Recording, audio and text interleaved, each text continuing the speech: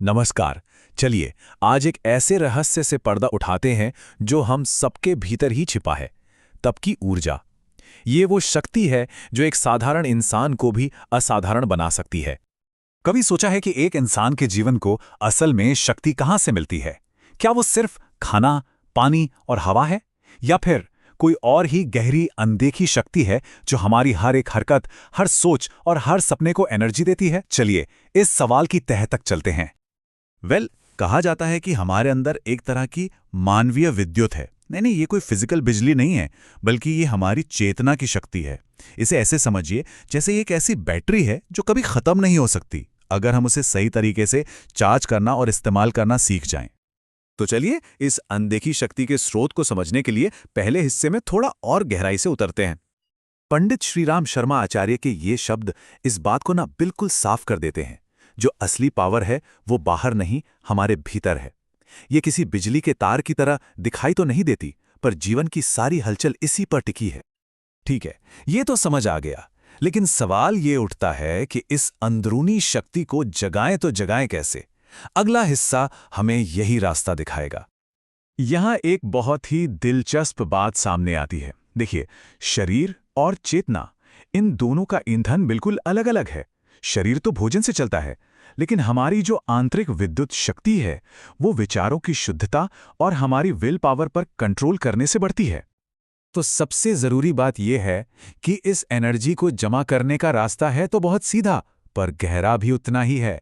अपने विचारों को पवित्र रखना, अपनी विल पावर को सही दिशा देना और यह पहचानना कि शक्ति का असली स्रोत हमारे ही अंदर है। और सोचिए, जब ये ऊर्जा जमा हो जाती है तो होता क्या है? नतीजा किसी जादू से कम नहीं होता। हमारे संकल्प, हमारे विचार सच में हकीकत बनने लगते हैं। तो एनर्जी बनाना तो एक बात हो गई, पर असली चुनौती तो उसे बचाकर रखने में है।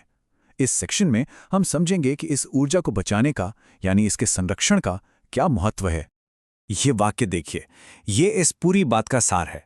हम दिन भर में न जाने कितनी ऊर्जा पैदा करते हैं, लेकिन अनजाने में ही उसे बर्बाद भी कर देते हैं।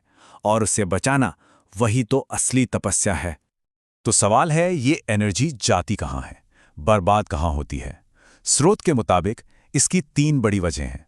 हमारी कभी ना खत्म होने वाली इच्छाएं, बेवजह की चिंता और बिना सोचे समझे कुछ भी बोलते रहना। जरा सोचकर देखिए, दिन भर छोटी छोटी बातों पर घंटों चिंता करना, ये सब क्या है? ये हमारी इनर बैटरी के लीक्स हैं जो उसे धीरे धीरे खत्म कर देते हैं। तो फिर इसका हल क्या है? हल है संयम। आप संयम को एक बांध की तरह समझ सकते हैं, जो हमारी बिखरी हुई एनर्जी को एक जगह इकट्ठा करता है और उसे आत्मा के भंडार में जमा कर देता है। और जब कोई इंसान संयम को साध लेता है ना, तो उसका असर बाहर भी दिखाई देता है। उसकी मौजूदगी में एक चमक होती है, एक तेजस्वी आभा मंडल। ये वो ग्लो है जो किसी ब्यूटी प्रोडक्ट से नहीं, बल्कि भीतर जमा हुई ऊर्जा से आता है। तो ठीक है, हमने ऊर्जा पैदा करना सीख लिया, उसे बचाना भी सीख लिया, लेकिन अब आता है सबसे जरूरी सवाल, इस जबरदस्त शक्ति का इस्तेमाल कहाँ किया जाए? ये हमारा आखिरी और सबसे महत्वपूर्ण हिस्सा है। यहाँ पर हमें एक बहुत बड़ी चेतावनी दी गई है। इस शक्तिशाली ऊर्जा का इस्तेमाल अगर सिर्फ अपने अहंकार या स्वार्थ के लिए किया जाए, तो इसे एक बहुत बड़ी भूल, एक आध्यात्मिक अपराध माना गया है।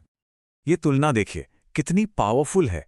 जब ये एनर्जी अहंकार के हाथ लगती है, तो ये एक शॉर्ट सर्किट की तरह सब कुछ तबाह कर देती है।